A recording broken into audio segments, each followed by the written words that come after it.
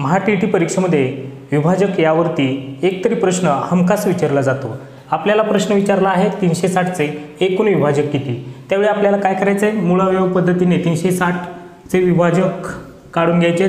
2 ने आपण भाग दिला, बेकबे 82 16, पुन्हा 1 0, पुन्हा या ठिकाणी 2 ने भाग दिला, 92 18, 1 0 द्या, पुन्हा 2 ने भाग जाईल 45 येतील इथे, पुन्हा 3 ने भाग दिला 3 1 3, 3 5 15, पुन्हा 3 ने भाग दिले 3 5 15 आणि 5 1 5।